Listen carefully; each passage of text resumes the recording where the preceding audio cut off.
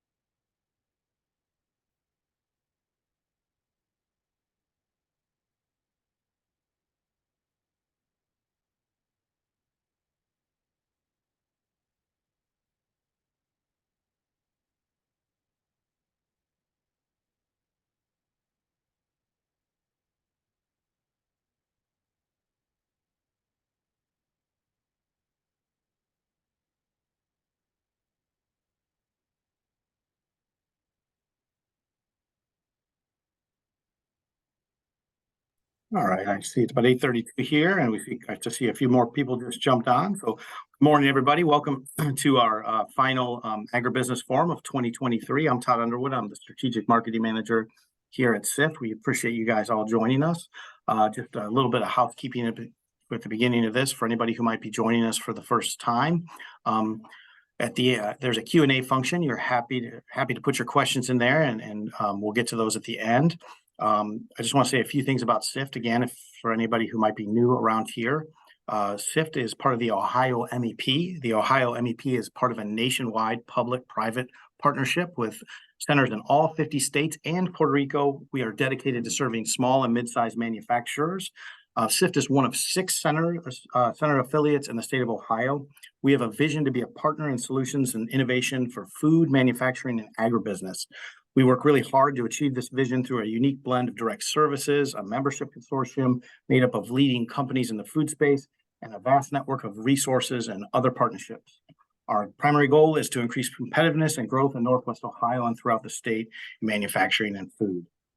This Agribusiness Forum helps that mission by highlighting trends, new innovation, and more once a month when we meet. Today, we're very happy to be joined by Todd Bowen. He's the Managing Director of External Affairs and Government Relations at the Ohio Restaurant Association. I'm very happy to have him here today. Just to tell you a little bit about Todd, prior to joining the ORA, Todd was a longtime Ohio political consultant and campaign fundraiser, successfully serving clients at every level of government service and throughout the state. Todd's knowledge, professionalism, commitment, and calm demeanor were valued by those campaigns and public officials he served. In over 25 years, he worked in Ohio politics and government service. So again, very happy to have Todd here this morning. Thanks so much for joining us, Todd, and I'll turn it over to him. And like I said, if you have any questions at the end, I'll be taking over those duties. And thank you so much, Todd. Hand it over to you. Awesome, thanks, Todd. I'm thrilled to be here. SIFT is obviously a great partner of the food industry overall in Ohio, and I just excited for the opportunity to talk a little bit more about the ORA and, of course, the food supply chain here in Ohio. So I'm going to share my screen. I've got a few slides I'll walk us through.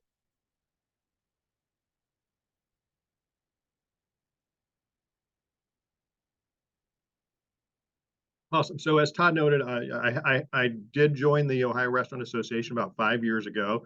Primarily, my responsibility is our external affairs and government relations work. So external affairs, just everything that we do external facing, and government relations. I am one of those government affairs folks who proudly claims the title of lobbyist. So, I am Ohio's restaurant lobbyist and work every day to try to help them, at both the federal, state, and local level.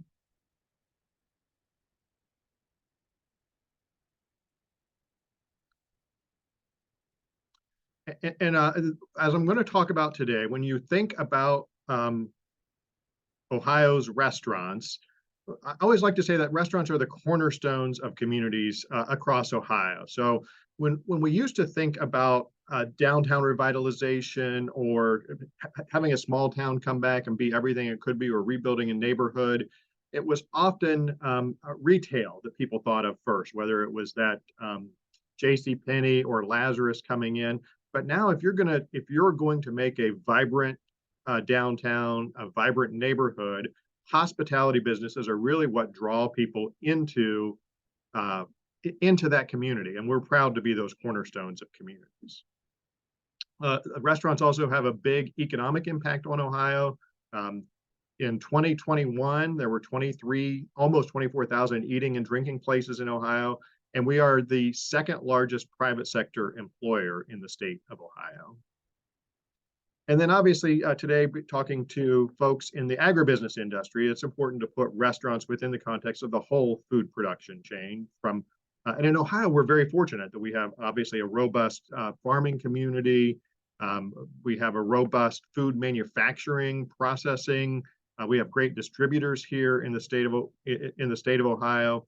And then obviously, once it goes to the distributor, it goes to either primarily a grocery store or a restaurant, and then is prepared and served to consumers. So we are proud of our place in that food supply chain. And we also work very hard to have great relationships with every part of the food supply chain, with the distributors that serve the restaurant community, with Ohio's great food manufacturers. And of course, we also sit on a group of the agricultural commodity groups. We get together with the Ohio Department of Agriculture in a group once a month, and we're very committed to always supporting that part of Ohio's food supply chain as well.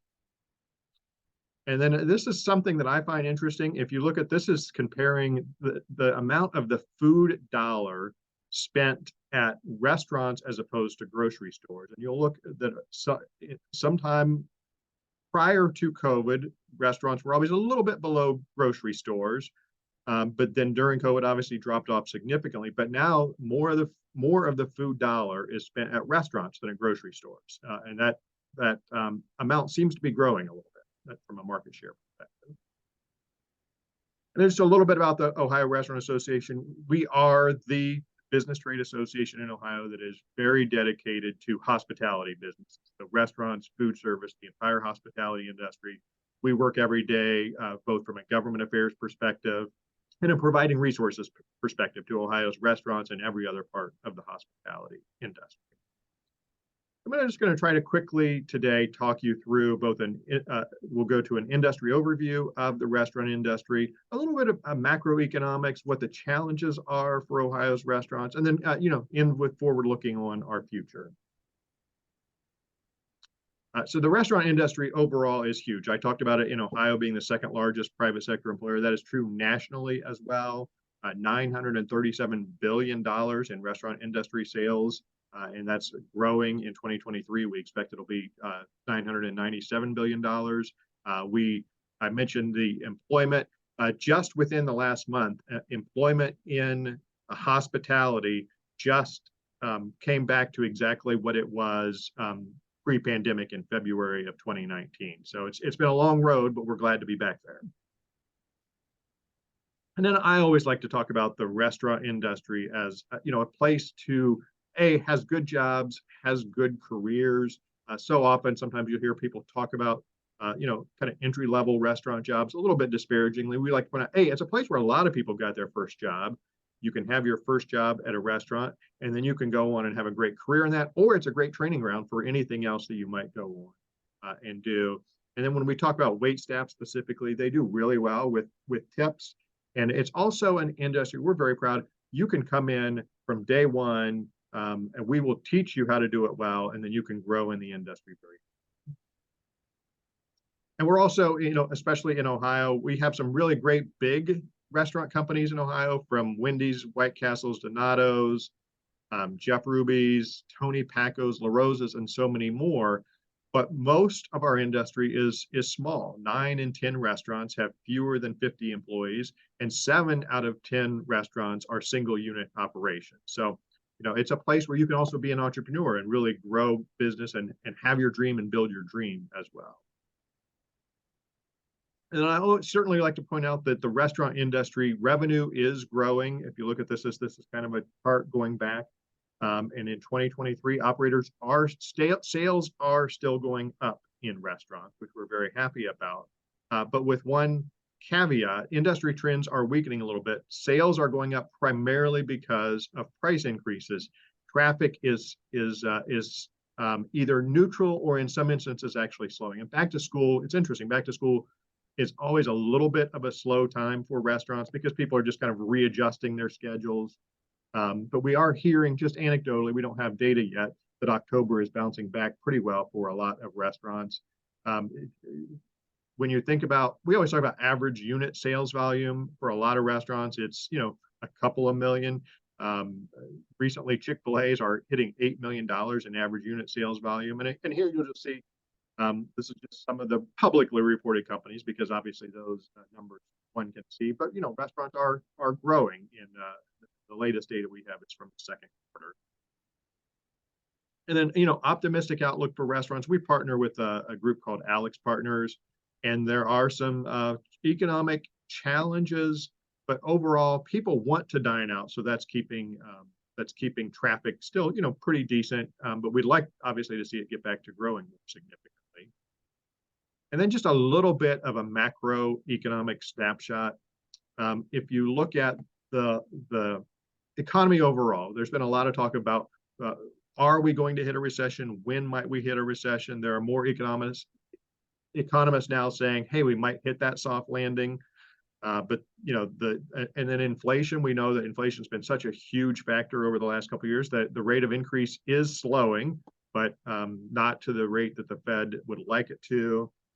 Labor costs are still going up in all industries, but because restaurants employ so many folks, we are really on the front lines of that.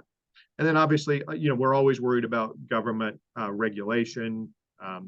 It seems like a lot of the national trends are not friendly, not just for restaurants, but a lot of businesses. And I'll get into that a little bit more as we move forward. And then what are some of the warning signs of the economy? Just things that we should look out for. Consumers are still spending, but we're starting to see some more high credit card debt amongst consumers. Mortgage rates going higher certainly obviously impact consumers' ability to spend. Rent and housing are they've leveled off, but they're still at very high prices. As student loan repayments start up, how will that impact younger consumers' ability to spend? And then certainly, all the COVID era dollars that are flowing through, that's coming to a stop. So how will that impact the economy going forward? And then if you look, there are some surveys that you always look at, and this is, University of Michigan's, which is kind of looking backward at consumer sentiment. We'll see it was very high for a while. It's kind of just been up and down recently. And then you can look backward at the U.S. conference boards, or looking forward, and there you see that's just consumer confidence, and consumers are still feeling okay, but it bounces around, and consumers are just a little bit hesitant today compared to where they were maybe 6 months or a year ago. The ORA, we do also survey our operators on a regular basis, because you can look at macro industry trends, but we want to know how our operators feeling in Ohio. 49% of Ohio operators report that their sales are either flat to down more than 10%, but that means 51% of them are seeing their sales increasing. But this number is very important. While employment in restaurants is better than it was for the last couple of years, 85% of operators are still saying that they could use 5 to 20% more employees in their operation.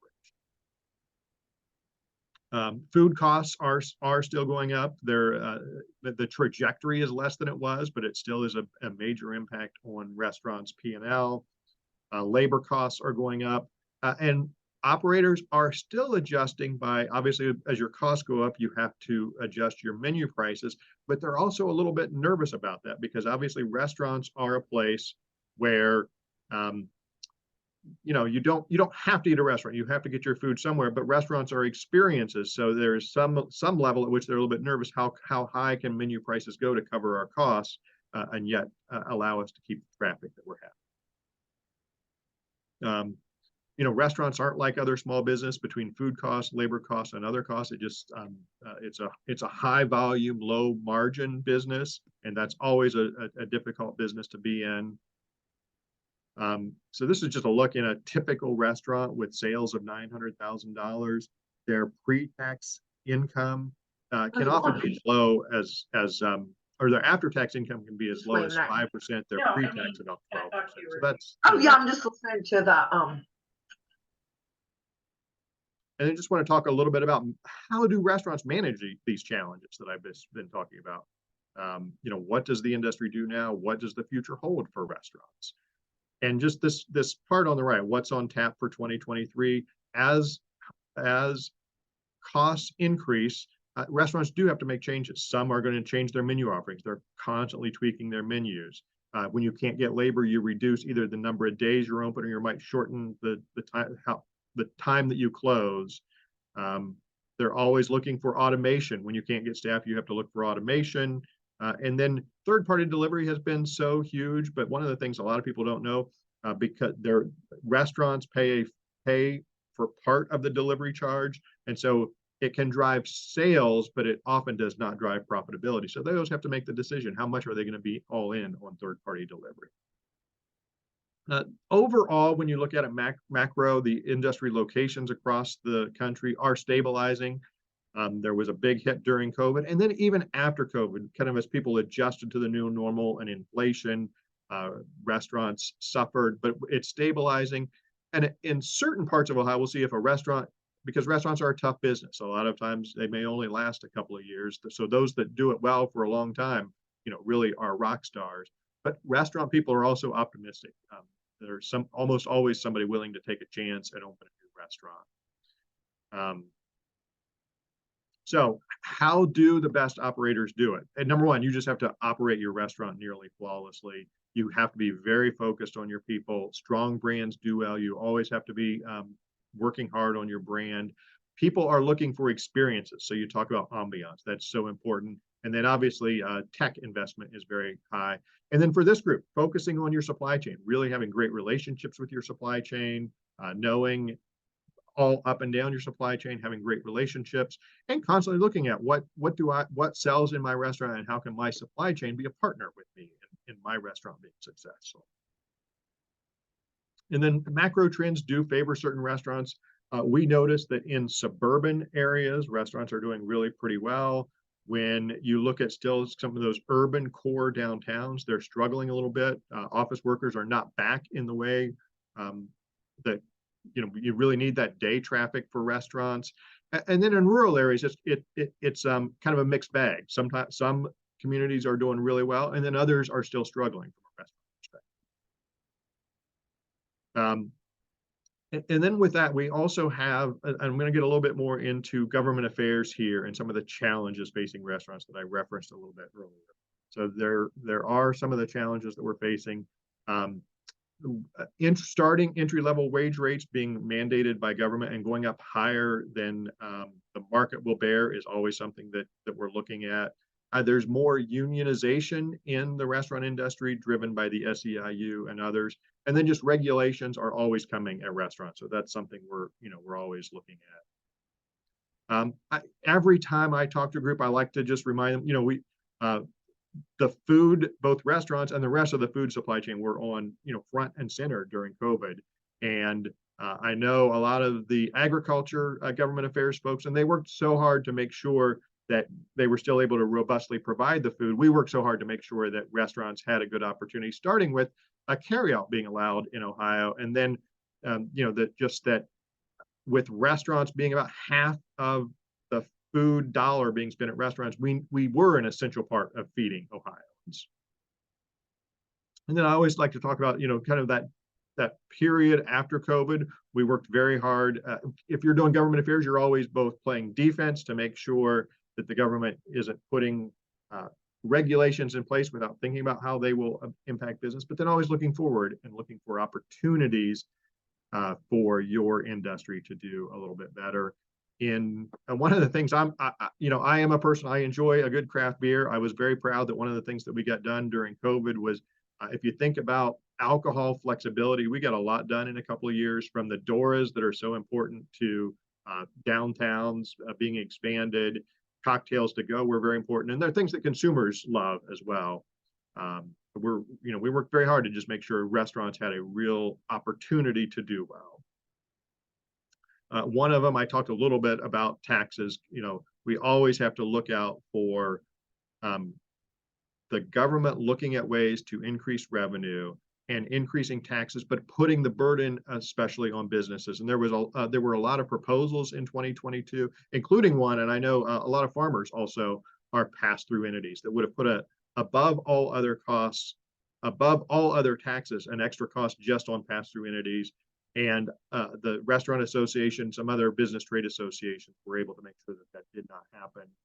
I talked a little bit about unionization. If you follow the news, you know Starbucks is kind of on the front line of that. And we're increasingly seeing some of the unions will have folks that they will put in at a restaurant, because we know there's a high turnover. And then they're there really just to get the union started. So that's a trend that we're watching and being very aware of and cautious about in restaurants. And then I just want to talk about when we think about threats that might come to Ohio, often you might see things like that happen first in California. There was a proposal in California that would have, amongst other things, created a non-elected bureaucratic body that would have had the authority, without ever having to go to the legislature, to raise pay in specifically fast food restaurants, to set working conditions, and the operators would have only had a very small part of that.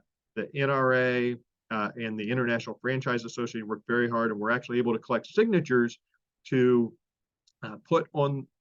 be able to put on the ballot, having this be challenged by the voters. And in the end, what happened is a compromise deal was reached where there was an agreement that they would raise starting entry-level wage rates in fast food restaurants in California to $20, whereas it was going to be $22 otherwise. But it did away with this elected body. So sometimes when you get into these battles, you compromise, and it's still something that businesses struggle with, but is better often than the alternative. And California isn't just the only place where this happens. And some of the challenges that are coming at businesses are, I talked about unionization, predictive scheduling is one. Those groups that are talking about pushing minimum wage increases, they used to talk about, the fight for 15. The wage rate they're now talking about in some states is as high as $22. And then I put in here, there's food and agriculture is always on the front line of having having some activist groups that don't understand how you actually have to run a food business, put things on the ballot that could be problematic for that part of the food supply chain as well. And I'm going to get a little bit in the weeds here on a specific challenge to restaurants. One of the things, and just a little bit of education, I'm always make sure that I do this with all groups that I talk to. What is the tipped wage? The tipped wage is the ability for businesses, and it's primarily restaurants and other hospitality businesses who have traditionally tipped employees, are able to pay them a wage rate. And in Ohio, it's set at half of the full minimum wage, but it's mandated that they always have to, if the tipped worker does not make up in tips the difference, that then the restaurant would have to pay them that, and that's mandated by law always. And then the truth is, restaurant tipped workers do even better than that. The average that a tipped worker makes in restaurants nationally is $27 an hour. And the low end, we see that's about $19 and can be $41 on the high end. So the tipped workers appreciate the model that we're under now as well. But nationally, that tipped wage and the tipping system are under attack. And sometimes it's done by legislatively. In Ohio, it will likely be done via ballot initiative. A couple of instances where this has happened recently in Washington, D.C., it was just passed that there is a path to eliminating the tipped wage. And this just is how restaurants adjust to that. 70% of operators in DC say they will implement what's called a service charge. So think about, the way to think about that is sometimes you might go to a restaurant and say for parties of 8 or more, an automatic 18% gratuity is required. This would just be for all parties. Now, one of the things that a lot of people don't know, if it's an automatic service charge, it does not belong to the tipped worker in the same way that it does if it's a true gratuity. It belongs to the house, and they can use that for their costs across the board. So it's really a loser for tipped workers when these service charges go into place. Chicago is the most recent place where this battle has been. There was just an agreement the city council passed and the mayor signed in Chicago, a proposal that would eliminate the tipped wage. That was a real battle in Chicago. And for Chicago, this will be, this has just come into being now. But it's really just shows that the groups pushing for this are going to keep pushing this city by city, and in some instances, state by state. So why am I talking about this today? This just doesn't end with Chicago and DC. There are likely to be challenges to the tipping system across the country. These are the ones that the National Restaurant Associations think are going to be most likely to face it. And of course, you see Ohio on their front and center. And as I mentioned, in Ohio, it's likely to be via a ballot initiative. So the SEIU and a group called Raise the Wage or One Fair Wage Ohio is actively gathering signatures to put on the ballot in Ohio an amendment to our Constitution that would fast track increases to the minimum wage to $15 over just 2 years, but importantly to our industry and to consumers who value the tipping system and the great restaurants and the great service that gives you. And of course, to tipped workers, it would eliminate the tipped wage here in Ohio.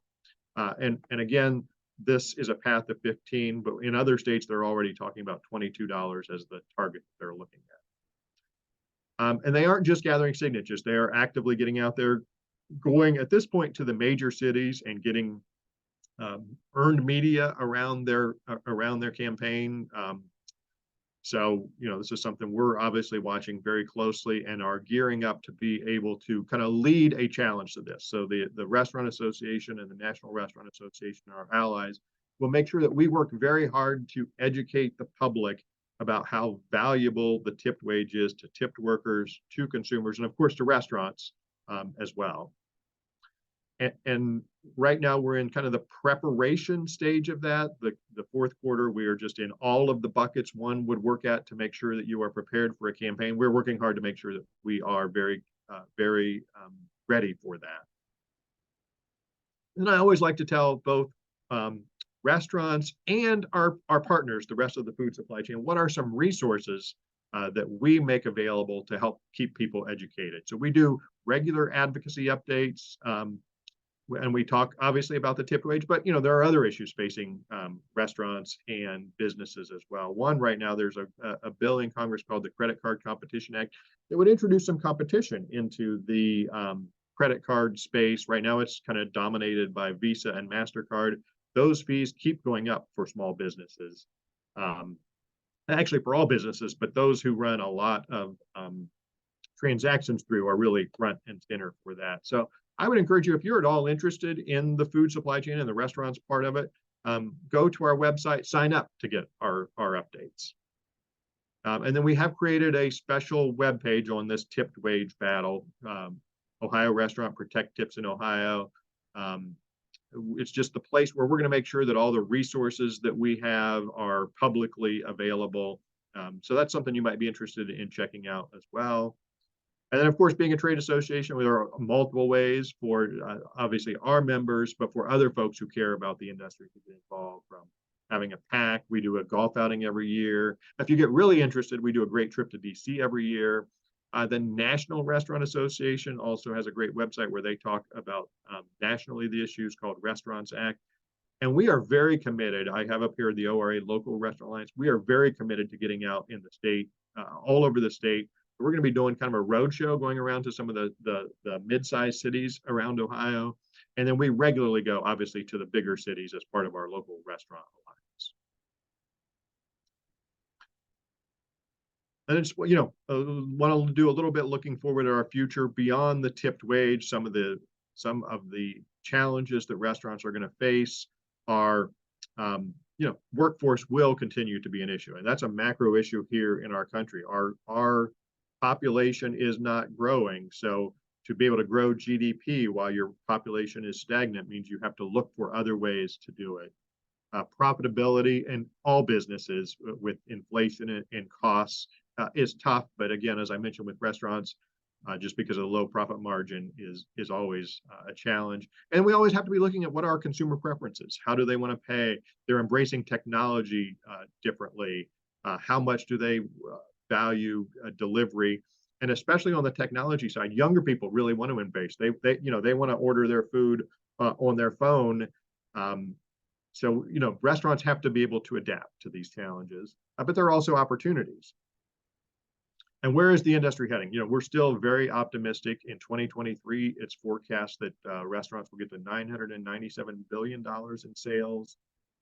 We're still have the ability to employ more people, which is amazing. But we do have a solid foundation. Restaurants have a solid foundation, and consumers constantly say they value restaurants. They value not just the food, but the experience that you get from restaurants and the spending time with family. It's a place where people build memories, and consumers know that, and they say that over and over again.